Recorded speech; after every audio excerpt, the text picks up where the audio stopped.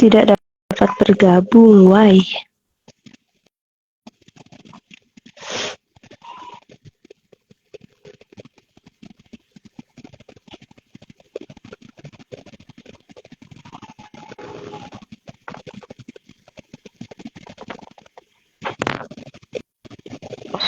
Ada, alhamdulillah ya Allah. Alhamdulillah, masalah ayah sekarang ngebeb. Ayah jelas, aduh. Ya Allah, ya Allah. Iya. Ini hujan di aku mah, alhamdulillah. Oh, Alhamdulillah. hujan. Iya, Alhamdulillah di sini juga setelah tadi kemarin hujan. Minggu, alhamdulillah ya Allah. Jadi Alhamdulillah mungkinnya hujan tapi memang sebentar. karena mungkin di dia mah kota pisan, jadi ketika hujan teh sinyal teh terombang-ambing gitu. Iya, kok omong ambing ku cai laut dehnya. Bisa. Aduh, sehat Ambu. Alhamdulillah Aku mah sehat, Bunda Alma sehat, Busuy sehat.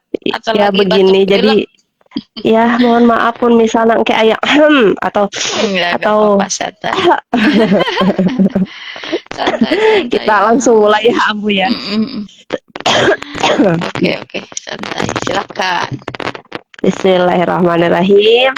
Assalamualaikum warahmatullahi wabarakatuh. Waalaikumsalam warahmatullahi wabarakatuh. Hamdan wa syukranillah amma ba'du. Puji dan syukur mari kita panjatkan kepada Allah Subhanahu wa taala. Salawat serta salam semoga senantiasa terlimpah curahkan kepada Nabi Muhammad sallallahu alaihi wasallam. Sallallahu alaihi Alhamdulillah wasallam. masih bersama saya Alma Vita dan Ambu tercinta. Aduh, kehil atau Ambu abi ulah nuju teu Kobe. Dan Ambu tercinta yang selalu menyempatkan di tengah-tengah jadwalnya, deadline-nya yang begitu padat untuk membahas materi-materi terhot.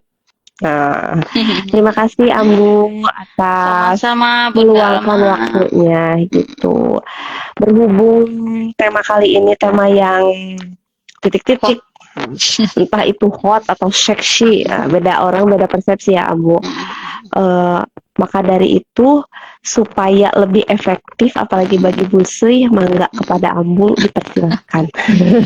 Oke, siap. Bismillahirrahmanirrahim. Assalamualaikum warahmatullahi wabarakatuh. Waalaikumsalam warahmatullahi wabarakatuh. Wa yassirli amri wahlul 'uqdatam min lisani yafqahu qawli. Alhamdulillah setelah sekian purnama dapat bersua kembali bersama Curcol bareng Ambu Consulting and Healing Center season ke-20. Dan kali ini Bunda Alma temanya request dari Bunda Alma meminta tentang suicide prevention atau pencegahan bunuh diri. Tapi saya kayaknya kalau langsung temanya pencegahan bunuh diri takut serem gitu loh. Serem gitu ya. Rewas ya. Makanya temanya itu yaitu hey anak muda kencana. Saya gak tahu ya cara bacanya gimana. Nulisnya kayak gitu, bacanya gimana Bunda Alba tuh? Kencana. Kencana yo. Nah, itu temanya ya.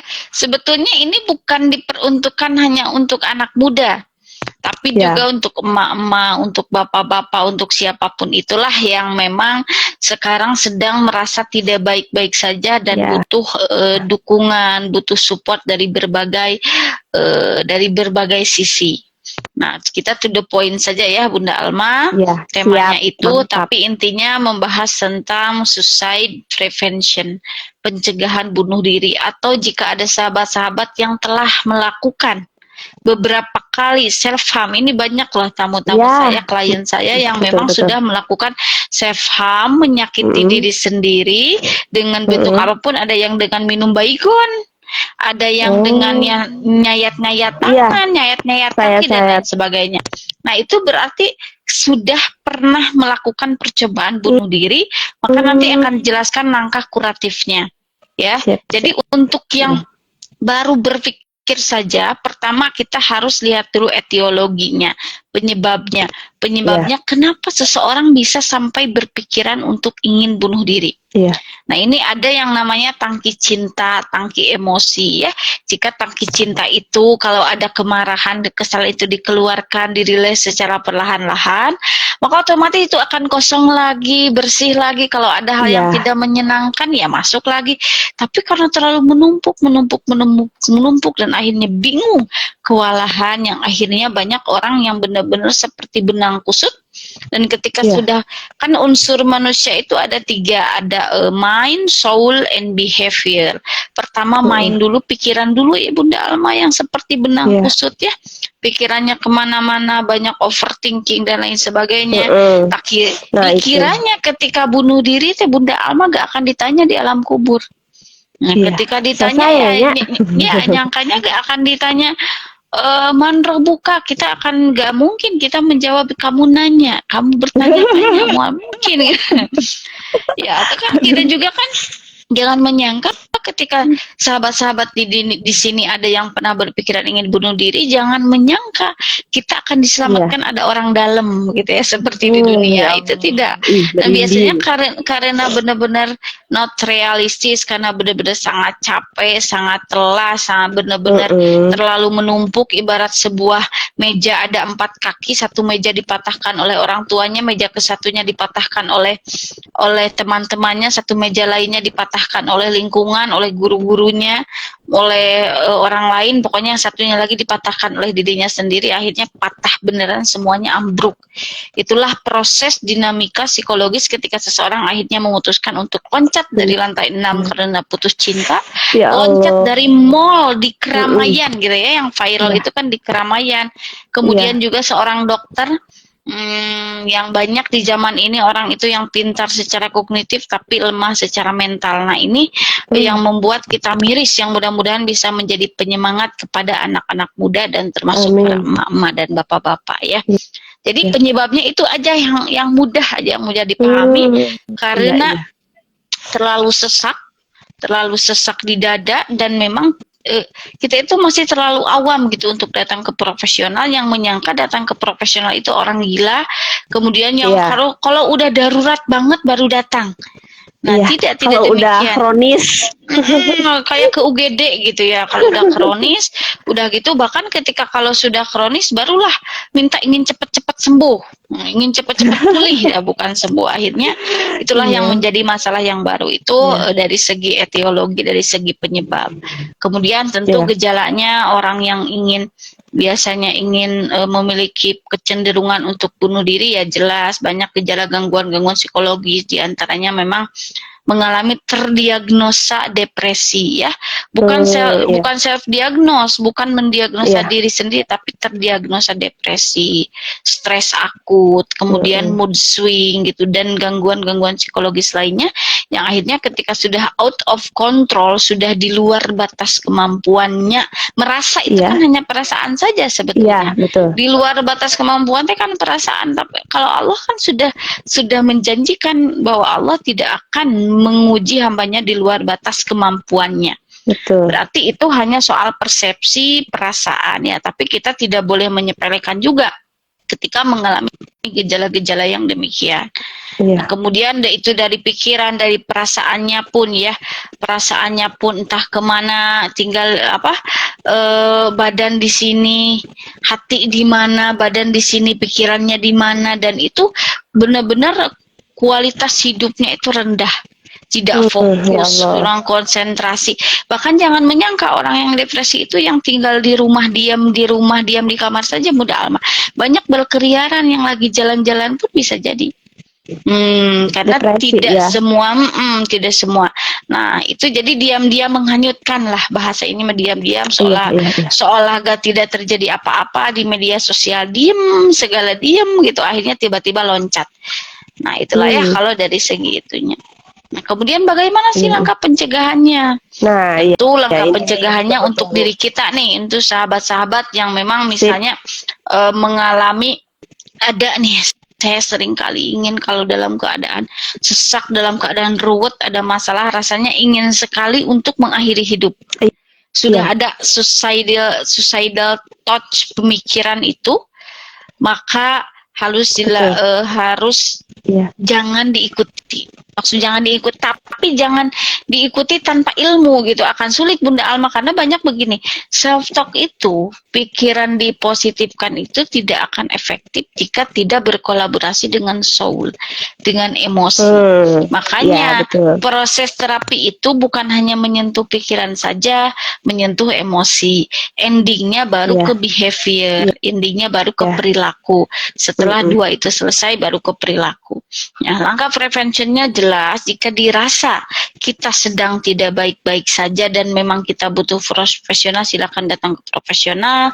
Jika dirasa masih ditanggulangi bisa oleh sendiri, silakan lakukan healing sederhana yang memang niatnya untuk merilis emosi. Jangan sampai emosi itu menumpuk, dan saya banyak menemukan kasus di usia 59 tahun Bunda Alma. Bayangkan 59 tahun masih terkungkung dengan dia usia 7 tahun Bunda Alma. Ya usia 7 tahun dilakukan kekerasan verbal dan fisik oleh orang tuanya. Akhirnya ketika ia memiliki 4 anak, 5 anak, dia melakukan itu juga pada anak-anaknya. Nanti anak-anaknya itu melakukan juga pada cucunya, terus aja. Ya Allah, terus nah itu salah satunya, ya betul. Salah satunya karena memang zaman dahulu itu tidak ada wadah, belum ada ilmu untuk kuliah seperti ini.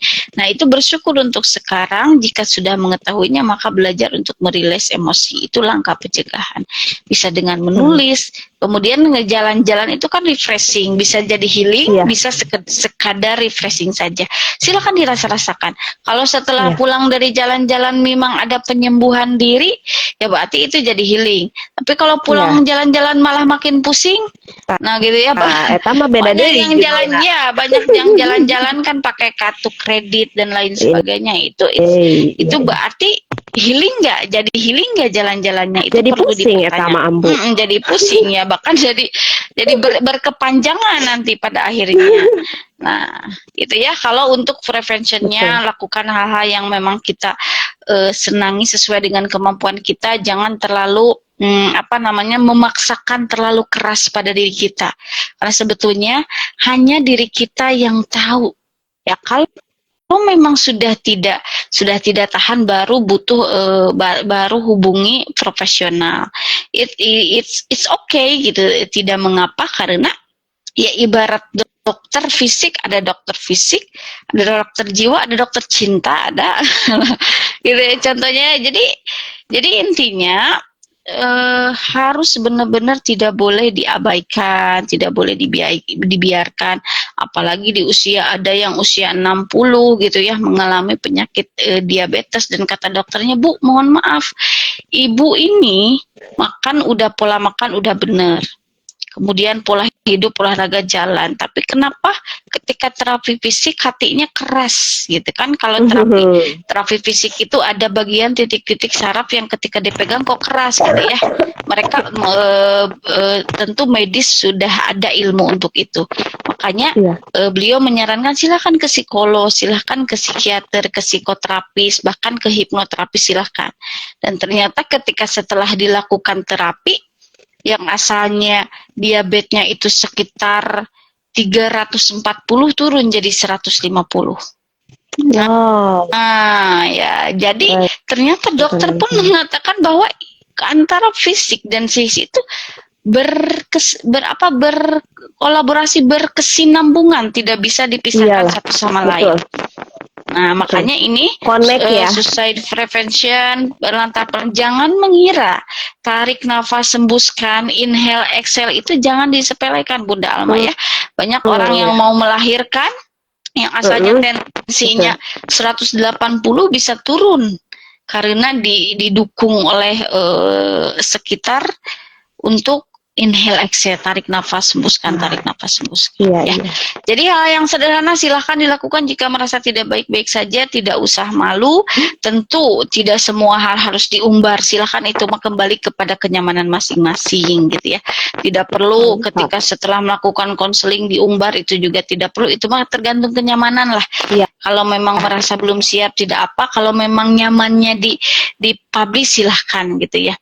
Nah, kemudian jika telah melakukan self harm, menyakiti diri sendiri, hampir 40%-an lah yang datang ke saya memang telah melakukan self harm, menyakiti diri dalam berbagai Itu bentuk. usia berapa, Ambu?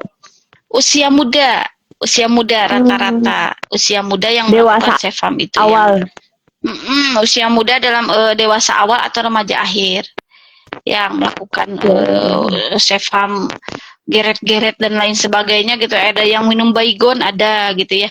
Nah kalau demikian tentu itu langkahnya yaitu langsung hubungi profesional, dan profesional tentu akan menterapi dan konselingnya secara sistematis disesuaikan dengan etiologi gejala yang memang tidak bisa sama antara satu orang dengan orang yang lainnya.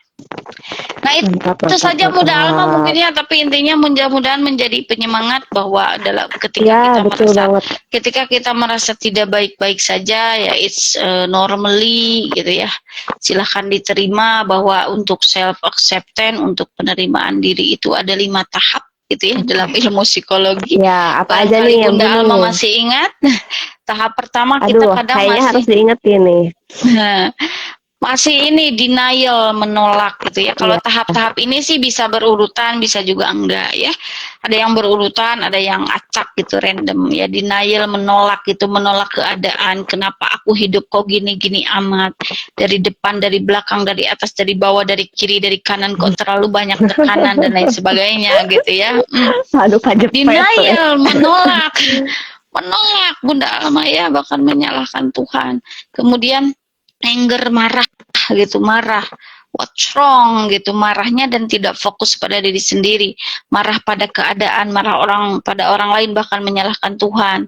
Nah setelah itu ada tipe bargaining, tawar menawar, ya Allah kalau bisa ujiannya jangan yang ini gitu, ya kalau bisa jodohnya yang ini, jangan yang ini, nah gitu bisa. Kemudian tahap depresi Bunda Alma, tahap ya, bukan diagnosa, bedakan antara fase dan diagnosa. Ini tahap depresi, jadi mood swing, mengurung diri, benar-benar tidak ingin bersosialisasi dan lain sebagainya, yaitu tahap. Baru jika itu telah selesai, setelah melewati tahap semuanya, dan banyak orang yang akhirnya bunuh diri karena tidak menyangka bahwa depresi ini hanya salah satu tahap saja yang akhirnya dia bisa self acceptance, menerima diri.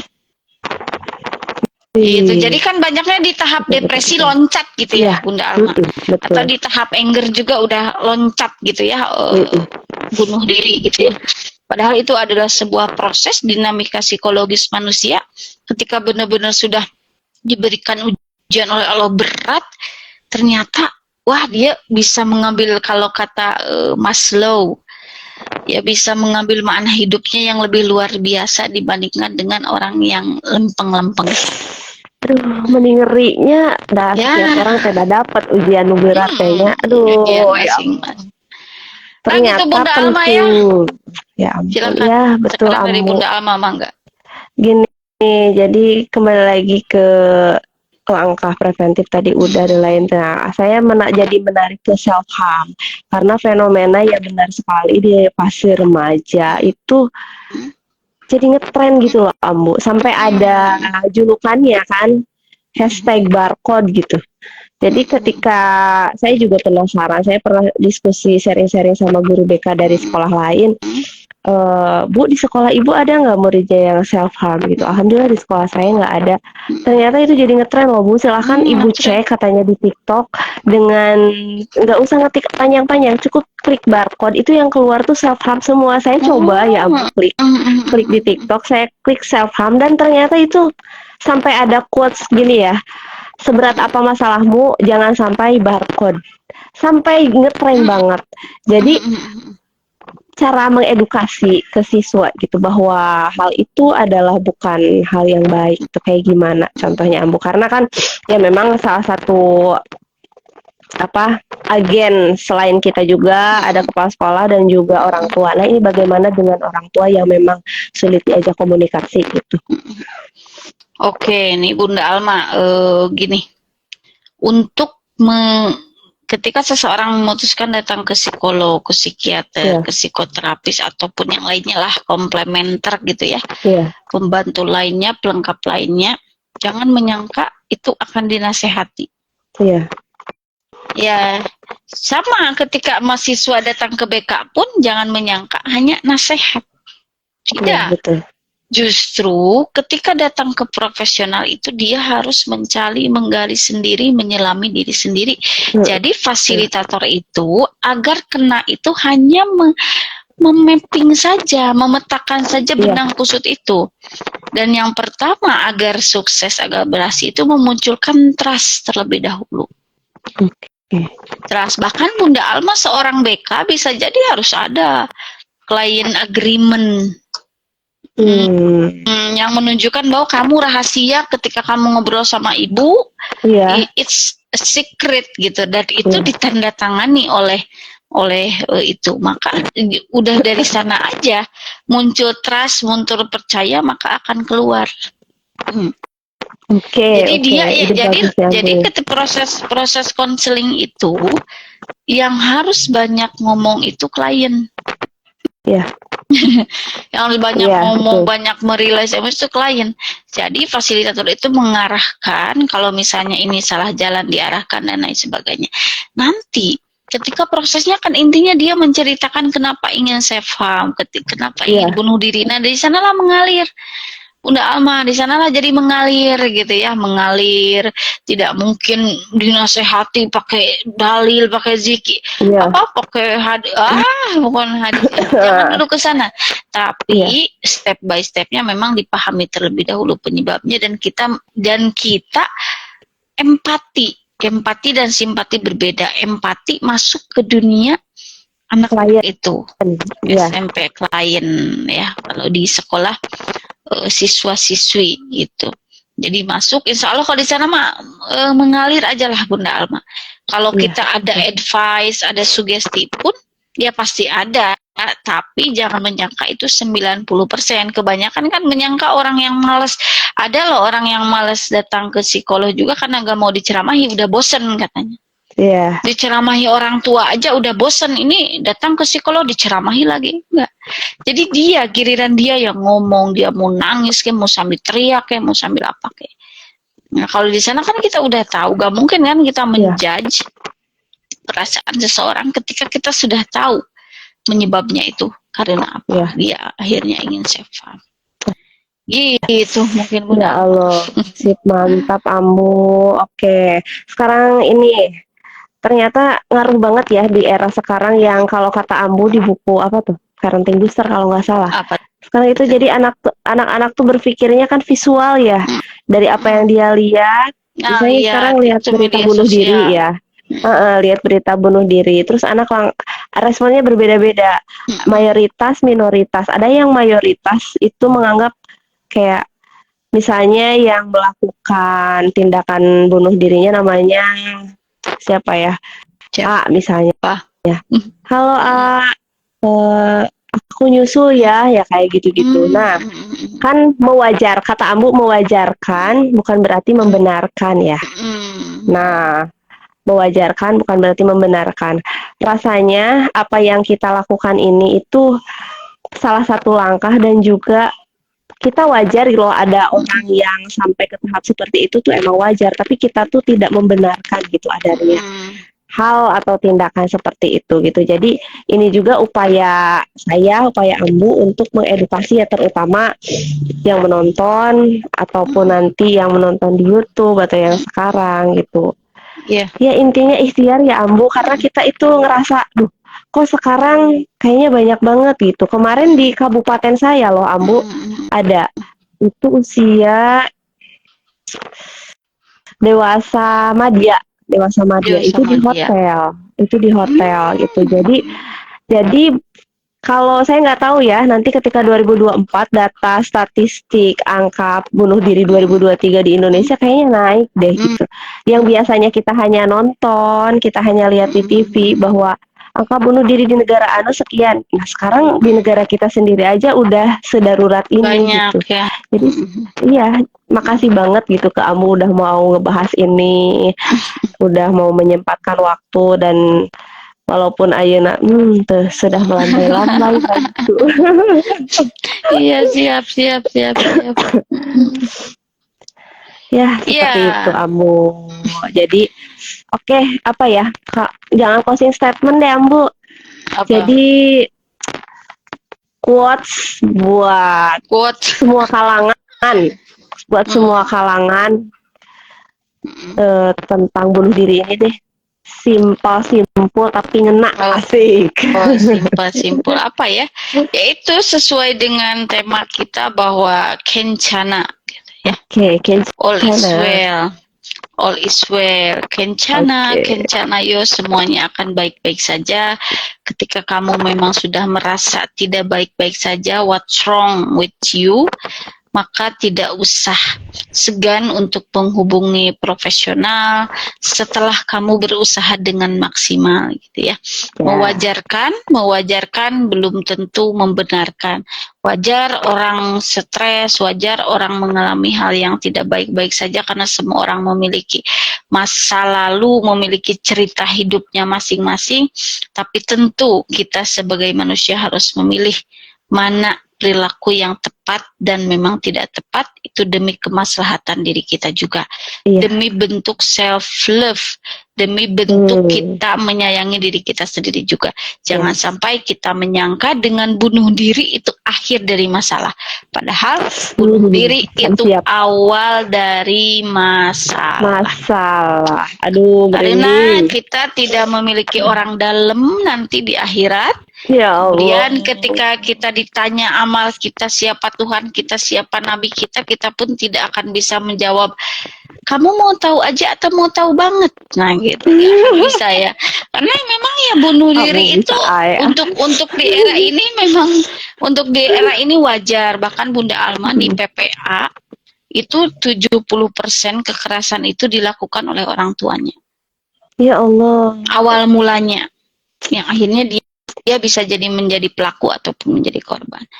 Nah, bagaimana sih anak-anak sekarang begitu banyak stresor, banyak tekanan gitu. Wajarkan memang di era ini, tapi tetap tidak boleh dijadikan legitimasi, dijadikan pembenaran untuk perilaku yang jelas-jelas tidak tepat. Gitu. Itu saja mungkin. Mudah-mudahan sehat selalu, Dede Aira sehat, sehat, Bunda Alma sehat, semua yang bergabung 10 hari kasih. Sudah saya pilek ini. Ya. Mantap. Kalau awetnya jika formalin awet. Pakai formalin. Itu adalah penting bisa live sama Ambu ya. Terima kasih banyak Ambu atas ilmunya. Jazakillah khairan kasiran. Ini sangat bermanfaat. Ini dari awal sampai akhir daging semuanya. Mantap. Ayo gajian deh. Iya mah pokoknya daging terenak khas dalam, ngomong dibahas teh nikmat ya mah pokoknya. Aduh, subhanallah, ya. Makasih ya, terima kasih. Mohon maaf juga jika ada kata atau perilaku yang tidak berkenan. Saya lanjut live di TikTok ya. Aduh, mantap. Tadi ada Teh Jijah ya gabung ya. Oh iya. Salah.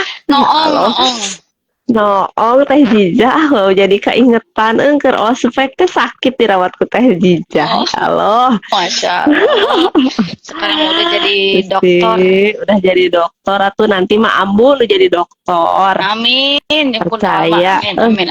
Kayak diundang deh aku Teh Ambu teh udah jadi dokternya. Amin. Ya Allah. Tapi masukan. Makasih ya Ambu ya. Sama-sama Bunda Alma, sehat-sehat selalu. Lujung istirahat. Close ini ya live-nya. Oke. Assalamualaikum. Waalaikumsalam warahmatullahi wabarakatuh.